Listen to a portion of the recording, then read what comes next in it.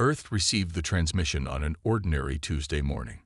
Static crackled across every communication device on the planet before resolving into a crystal-clear image of an alien being. Its skin was pale blue with intricate patterns that seemed to shift and move, and its 6 eyes blinked in an unsettling rhythm. "People of Earth," the alien announced in perfect English, "I am High Commander Zax Vorel of the Galactic Hegemony. Your planet has been scheduled for integration. Prepare your surrender documents within 3 of your Earth days." Admiral George Carter stood frozen on the bridge of the flagship U.S. Defender, watching as his radar screen lit up with hundreds, no, thousands, of objects materializing just beyond Mars. The alien fleet had appeared out of nowhere, their technology far beyond anything humanity had developed. "Sir," his communications officer whispered, "they're everywhere." Similar reports coming in from every major military installation worldwide. Carter ran a hand through his graying hair. "Get me the president. Now." In Washington, D.C., President Olivia Martinez was already being rushed to the secure bunker beneath the White House. Her face remained calm, but her eyes betrayed her fear as advisors swarmed around her with reports and recommendations. "Dr. Morgan is waiting for you in the Situation Room, Madam President," her chief of staff explained. "She's our top xenolinguist and has been analyzing the transmission." Dr. Lisa Morgan didn't look up when the president entered. Her attention remained fixed on multiple screens displaying the alien message with various analytical overlays. She was in her early 40s, with curly brown hair pulled back in a messy ponytail and dark circles under her eyes from working nonstop since the transmission arrived. "What have you found?" President Martinez asked. Morgan finally looked up. "Something doesn't add up. Their language is too perfect. They understand our words but not our thinking. There are subtle tells in their communication style. They expect immediate compliance. I don't think they've ever encountered a species that values freedom the way we do." Across the globe, panic spread like wildfire. Streets filled with people looking up at the sky, searching for signs of the alien armada. Some prayed, some looted, some hugged their loved ones close. In New York, the United Nations building became the center of frantic diplomatic activity. World leaders who had been bitter enemies just days before now sat side by side, planning humanity's response. "We cannot simply surrender," declared the Chinese president. "These beings offer no guarantees for our people." The Russian leader nodded in agreement. "History has taught us what happens to those who submit to empires." Colonel John Barnes slipped quietly into the back of the UN meeting room. No one noticed the middle-aged man with the weathered face and watchful eyes. As head of a classified international defense initiative, he wasn't supposed to exist, let alone attend high-level diplomatic meetings. But these were unprecedented times. Barnes listened to the heated debate, then stepped out to make a call. "Activate Protocol Omega," he instructed. "Gather the team at Site Hades." In the observatory at Stanford University, Dr. Alan Russell studied the alien fleet through the most powerful telescope on Earth. "Their formation indicates a hierarchical society," he muttered to his colleague. "See how the ships arrange themselves around that central vessel. Everything centers on command and control." Meanwhile, at the State Department, Catherine Walsh received the call she had been dreading. A skilled diplomat with experience in the world's most dangerous conflict zones, she was being summoned to lead humanity's official response team. "We need someone who can look these creatures in the eye and speak for all of us," the Secretary of State told her. "The President believes that's you." Walsh took a deep breath and squared her shoulders. "When do I leave?" "Immediately," came the reply. "The future of our species depends on what happens next." Catherine Walsh stood tall despite feeling like her knees might buckle. The Hegemony shuttle had transported her to their flagship, a massive vessel that made Earth's largest aircraft carriers look like toys. The air inside smelled faintly metallic, and the lighting pulsed in a rhythm that gave her a mild headache. High Commander Zax Vorel sat on an elevated platform, surrounded by various alien officials. His 6 eyes focused on Walsh as she approached. "You bring your planet's terms of surrender?" he asked, his voice flat and emotionless. Walsh opened the diplomatic case she carried. The aliens leaned forward, clearly expecting to see signed documents. Instead, she removed a small data device and activated it. A holographic projection of Earth appeared, rotating slowly. "High Commander," Walsh began, her voice steady. "I come representing not just one nation, but all people of Earth. We have considered your demand for surrender." She paused, making eye contact with each of the alien officials before continuing. "Humanity respectfully declines." The chamber erupted in sounds Walsh's translator couldn't process. Zach Svorel's skin patterns shifted rapidly, his equivalent of visible shock. "Impossible," he finally said. "You cannot decline. No species has ever rejected integration in the 12,000 years of our expansion." Walsh stood her ground. "We are aware of the consequences, but we would rather die standing than live on our knees." Back on Earth, President Martinez watched the transmission with the Joint Chiefs of Staff and world leaders.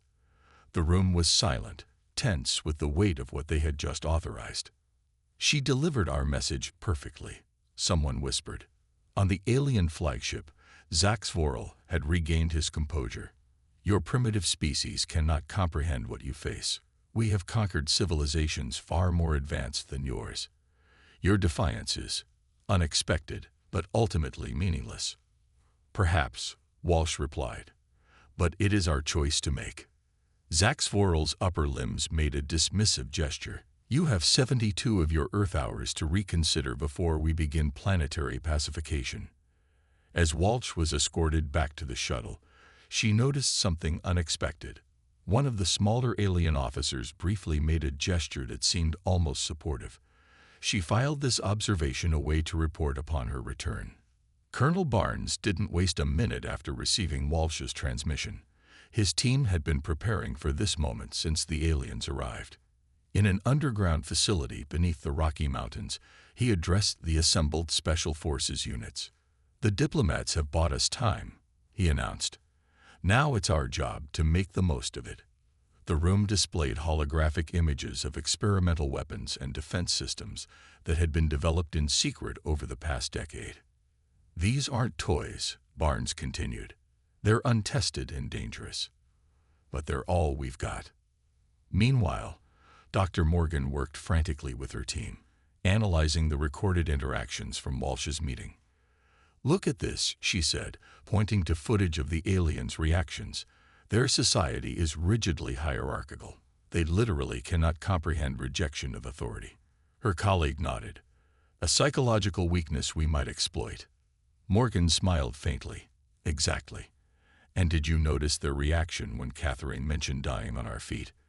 There's something there, a concept that disturbs them deeply."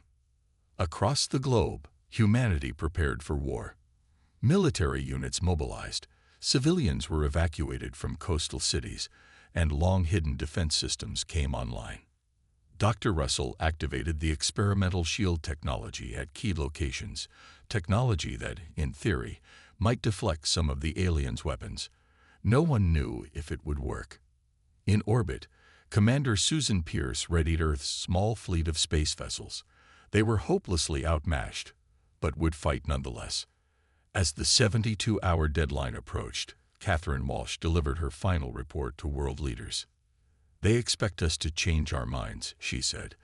"They cannot imagine that we would choose certain destruction over subjugation. That misconception may be our only advantage." President Martinez nodded grimly. "Then we will show them exactly what humanity is capable of when fighting for freedom." The first missiles from the hegemony ships lit up Earth's atmosphere exactly 72 hours after Catherine Walsh delivered humanity's refusal. They targeted major cities: New York, Beijing, Moscow, London, expecting to break humanity's will with a display of overwhelming power. But as the deadly projectiles descended, something unexpected happened. Dr. Russell's experimental shields flared to life, forming shimmering domes over the targeted areas. The shields weren't perfect. They flickered and strained under the assault, but they held just enough to prevent total destruction. "The southern quadrant is failing," shouted a technician at the Beijing Defense Center as buildings at the edge of the shield began to crumble. Russell's voice came over the communication system. "Reroute power from sectors 3 and 4. We just need to hold a little longer." In orbit, Commander Susan Pierce watched the attack from the bridge of her vessel. Though her heart ached for those on the ground, she knew this was their moment to strike. "All ships, execute Operation Hornet's Nest," she ordered.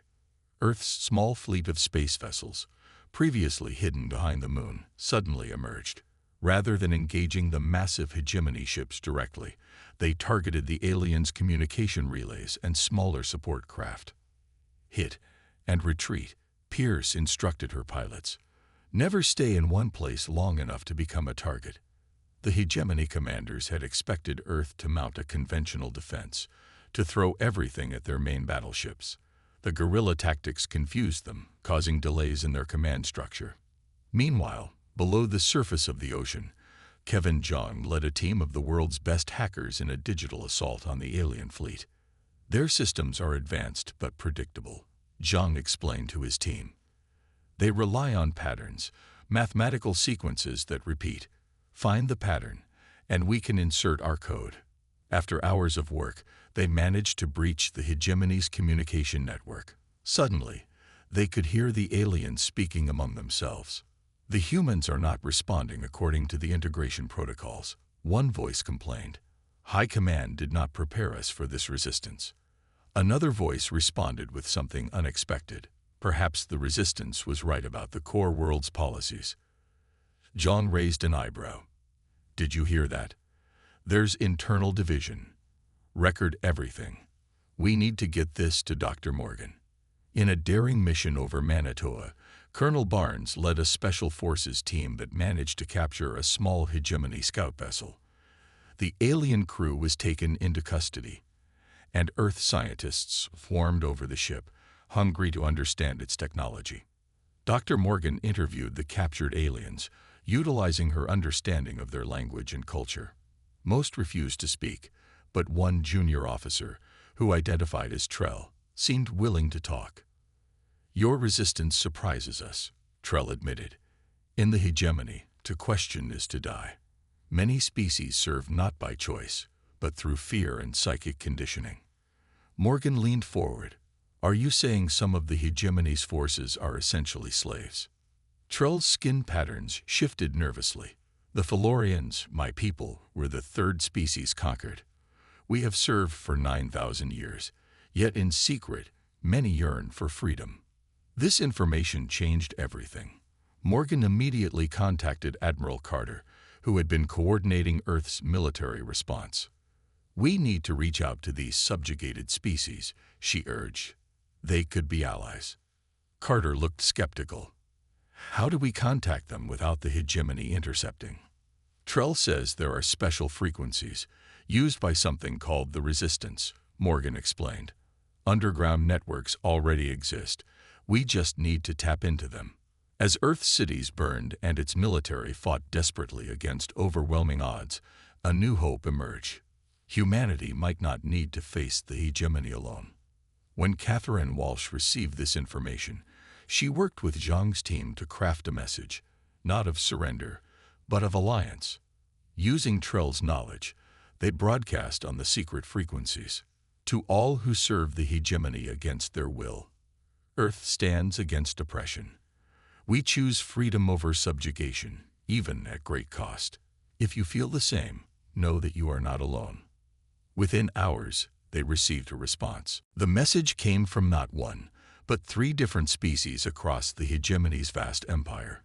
Each transmission was careful, guarded, sent through channels that bounced across multiple star systems to hide their origins. "We have heard Earth's defiance," read the message from the Felorians. "For millennia, we have waited for someone to challenge what we could not." Admiral Carter gathered Earth's leadership in the underground command center beneath the ruins of Geneva. The facility had been designed to withstand nuclear war, and now served as humanity's primary coordination point. "These beings are taking an enormous risk by contacting us," Carter explained, displaying holographic images of the 3 alien species. "The Felorians, The Nyx Collective, and the Durrani have all suffered under hegemony rule for thousands of years. Catherine Walsh studied the images carefully. What exactly are they offering? Information, Carter replied. Tactical data about hegemony fleet movements, weaknesses in their technology, and most importantly, the locations of resistance cells throughout their empire. President Martinez looked skeptical. How do we know this isn't a trap? Dr. Morgan stepped forward. The linguistic patterns in their communications match what Trell told us about resistance groups, and they've already provided information that's proven accurate. The hegemony's attack pattern yesterday followed exactly what they warned us about. Within hours, Walsh found herself leading an unprecedented diplomatic initiative, negotiating with alien resistance fighters while Earth burned above. She worked from a sealed communication room, establishing protocols and building trust with beings she had never seen in person. We can provide you with our shield technology, Walsh offered.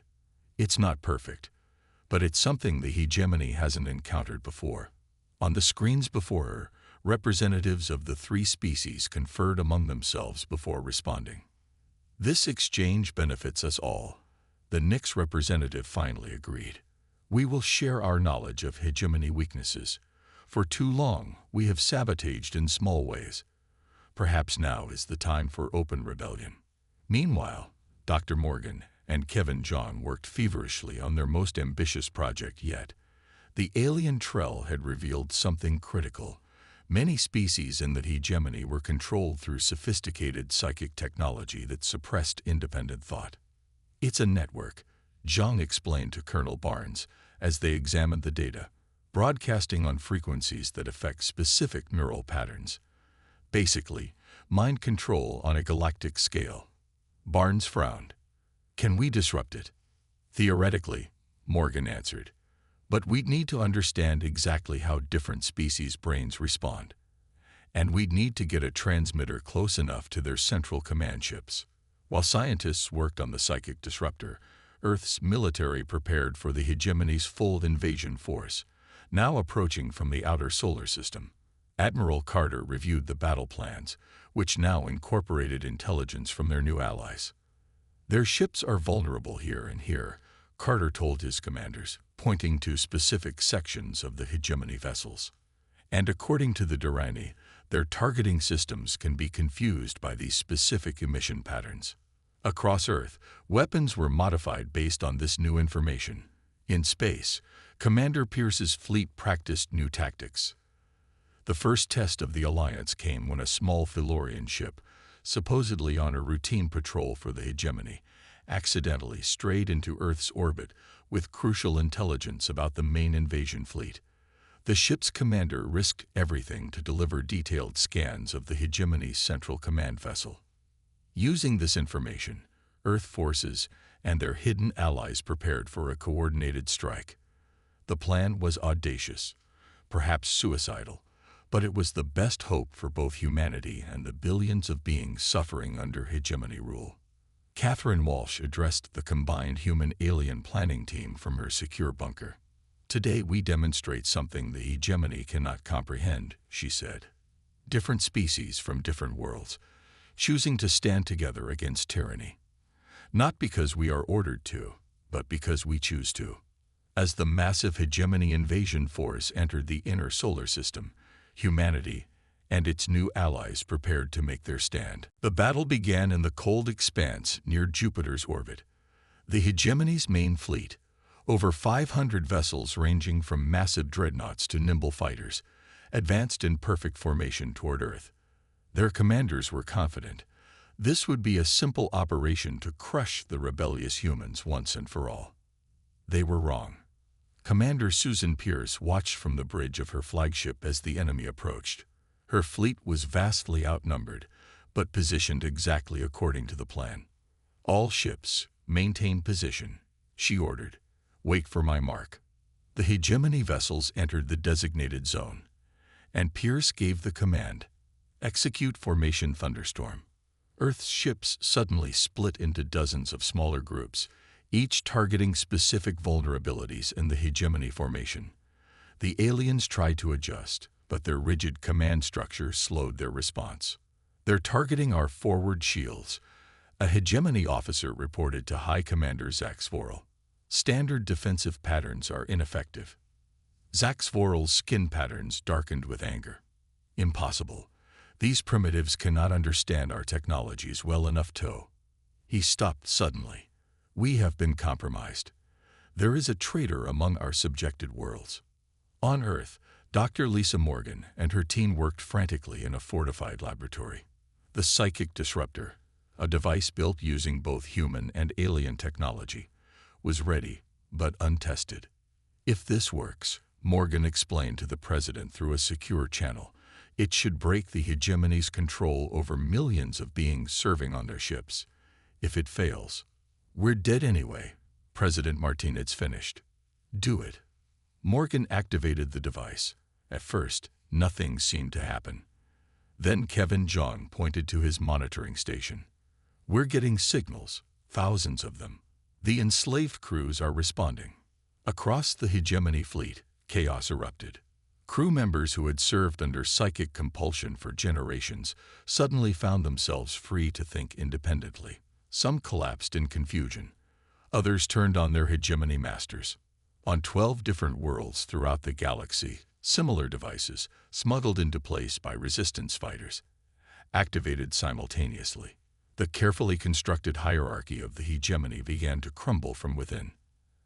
Admiral Carter watched the battle from Earth's command center, his weathered face illuminated by holographic displays showing the space battle. "Pierce's team is taking heavy losses," an officer reported grimly. Carter nodded. "But they're holding. Look, the hegemony formation is breaking apart." Indeed, the perfect formations were disintegrating as ships started moving erratically or stopping altogether. Some even began firing on other hegemony vessels. On the hegemony flagship, High Commander Zaxvorel faced a crisis unlike any in the Empire's long history. Reports flooded in of rebellions on multiple fronts, both in the fleet and across the Empire. "Sir," his second-in-command approached cautiously, "perhaps we should consider a strategic withdrawal to regroup." Zaxvorel's 6 eyes narrowed. "Retreat? Before a primitive species? Never."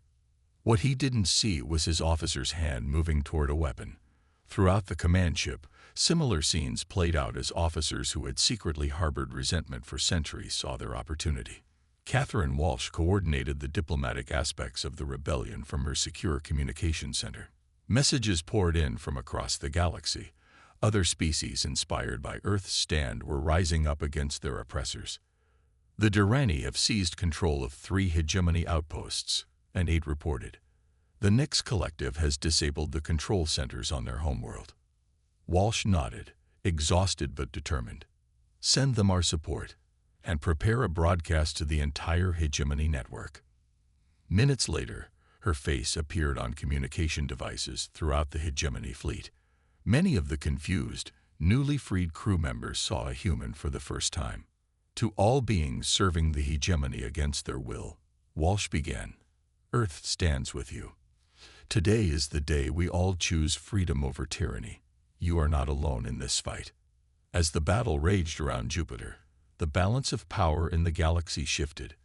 For the first time in 12,000 years, the hegemony was losing. The galactic hegemony, once an unstoppable force spanning thousands of star systems, was crumbling. News of Earth's defiance spread like wildfire across the Empire, inspiring more and more subjugated species to rise up against their oppressors. Admiral George Carter stood before the combined fleet, Earth vessels now fighting alongside ships from the Floridans, the Nyx Collective, and the Durrani. What had begun as humanity's desperate last stand had transformed into a galactic revolution. "We have one final objective," Carter told the assembled commanders. "The hegemony central command structure still stands. As long as it does, they can regroup and crush isolated rebellions one by one." The holographic display showed their target, a massive space station orbiting a red giant star, where the hegemony's ruling council had retreated after the disaster at Jupiter. "This won't be like our previous engagements," Carter continued. "They're expecting us now, and they've consolidated their remaining loyal forces. In her laboratory, Dr. Lisa Morgan made final adjustments to an enhanced version of the psychic disruptor. Her hands were steady despite not having slept in 3 days. This version should permanently disable their control technology, she explained to Kevin Zhang. But we'll need to get it much closer to their central station than before. Zhang nodded grimly. Whoever delivers this won't be coming back. I'll do it, said a voice from the doorway. Colonel John Barnes stood there, his face resolute. My team has trained for suicide missions. We just never expected it would be against an alien empire. As the combined fleet prepared for the final assault, Catherine Walsh faced her most challenging diplomatic task yet. Representatives from 27 formerly subjugated species had gathered virtually to discuss what would follow if they succeeded in toppling the hegemony. We cannot simply destroy without building something better, Walsh argued. If we leave a power vacuum, another tyrant will eventually fill it. The alien delegates debated fiercely. Some wanted complete independence for all worlds. Others feared chaos without some form of galactic governance. What we propose, Walsh continued, is a galactic confederation, not an empire ruling from above, but a council of equals where each species has a voice.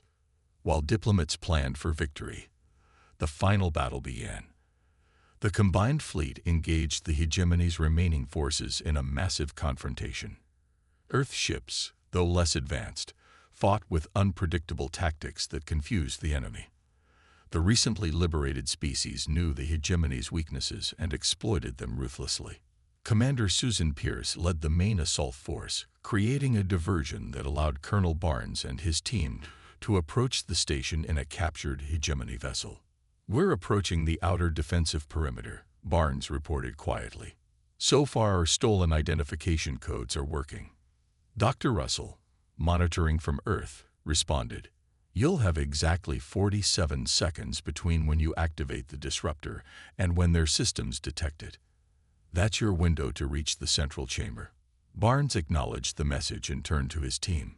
You all knew this was one way when you volunteered. It's been an honor serving with you. On the Hegemony Command Station, the remaining leaders of the once mighty empire watched in disbelief as their forces faltered. Impossible, muttered Zaxvorel, who had barely escaped the coup on his flagship. 12,000 years of dominance cannot end like this. His aide approached cautiously. Sir, we've detected an unauthorized vessel docking in Bay 7. Before Zaxvorel could respond, alarms blared throughout the station. The psychic disruptor had activated, sending the loyal hegemony forces into confusion. Taking advantage of the chaos, Barnes and his team fought their way toward the central command chamber. We've breached the outer security, Barnes reported as he fired his weapon at the guards, proceeding to the target. Meanwhile, Catherine Walsh's broadcast reached every corner of the former empire. Today marks the end of the hegemony and the beginning of a new era of cooperation between free worlds. No species shall ever again be forced to kneel before another.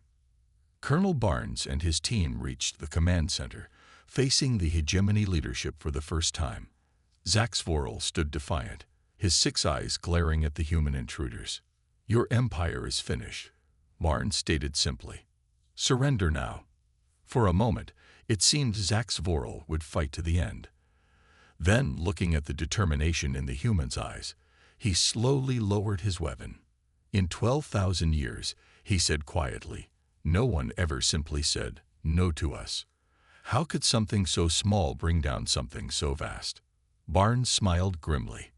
Because freedom, once tasted, can never be forgotten. 6 months after the fall of the galactic hegemony, representatives from over 100 formerly subjugated worlds gathered on Earth. The United Nations headquarters in New York had been rebuilt specifically for this historic occasion, the formal establishment of the Galactic Confederation. Catherine Walsh stood at the center of the Grand Assembly Hall, surrounded by beings of every shape, size, and color imaginable. Some breathed different atmospheres and watched through special containment suits. Others floated in gravity adjustment fields. Despite their physical differences, they shared a common purpose: We gather today not as conquerors or the conquered, Walsh began, her voice translated simultaneously into 83 different languages, but as equals, united by our belief that every sentient being deserves the right to determine their own destiny. The chamber erupted in a cacophony of sounds, the equivalent of applause from dozens of different species. In orbit above Earth, Admiral George Carter watched the ceremony from the bridge of the new flagship Defiance. The vessel represented the first joint human-alien engineering project, combining technologies from 7 different worlds. "Quite a view, isn't it?" asked the Felorian officer beside him. Carter nodded. "When we refused to surrender, I never imagined it would lead to this." The Admiral's gaze drifted to the memorial wall nearby, displaying the names of those who had not lived to see this day. Commander Pierce's name was there, along with Colonel Barnes and his team. Their sacrifice in the final battle had secured victory, though at terrible cost. Back on Earth's surface, Dr. Lisa Morgan led the newly established interspecies cultural exchange program. Today, she welcomed the first group of alien scholars to her university. "Understanding each other is our best defense against future conflict," she explained to the diverse group. The hegemony lasted for millennia because it kept its subjects isolated from one another, preventing cooperation or mutual understanding. One of the Durrani scholars raised a tentacle-like appendage. "How do humans resist the psychic control that subdued so many of our people?" Morgan smiled. "Pure luck, actually. Our brains developed differently. What worked on most species simply didn't affect us. Sometimes being different is the greatest strength." In Washington, D.C., President Martinez attended a solemn ceremony at Arlington National Cemetery. A new monument had been erected, a simple stone obelisk with a plaque reading, "To those who gave their lives defending not only their world, but all worlds that yearn to be free." The president laid a wreath at the base of the monument. Among the crowd were families of those lost in the conflict, their faces showing both grief and pride. "Our loved ones didn't die just for Earth," said one mother who had lost her daughter in the Jupiter battle. "They died for a principle that's now spreading across the stars." Catherine Walsh's role had evolved as Earth became the diplomatic center of the new interstellar community. As the first human representative elected to the Galactic Council, she divided her time between Earth and the new council headquarters constructed in orbit. Today, after the formal founding ceremony, she met privately with representatives from the former hegemony's core worlds. Even they had been granted membership in the Confederation, though under close observation. "Your people have much to atone for," Walsh told them frankly, "but the Confederation believes in rehabilitation, not perpetual punishment." The former hegemony delegates seemed humbled, a dramatic change from their previous arrogance. Across the galaxy, the story of Earth's defiance had taken on almost mythical proportions. In schools on distant worlds, children learned about the day humanity refused to kneel, as a pivotal moment in galactic history. On a small blue-green world at the edge of the Durrani system, a teacher gathered her students around a viewing screen. "Today we learn about the humans," she told the wide-eyed youngsters. They were not the strongest or the most advanced species, but they possessed something rare, an unbreakable spirit of freedom that changed everything. The screen displayed images of Earth and its people as the teacher continued. When ordered to surrender, they responded with 2 simple words that sparked a revolution: "We refuse." The young aliens watched in fascination as the story unfolded, how a single planet's defiance had broken chains that had bound the galaxy for 12,000 years. "Remember this lesson," the teacher concluded. "True power lies not in domination, but in the courage to stand for what is right, even against impossible odds."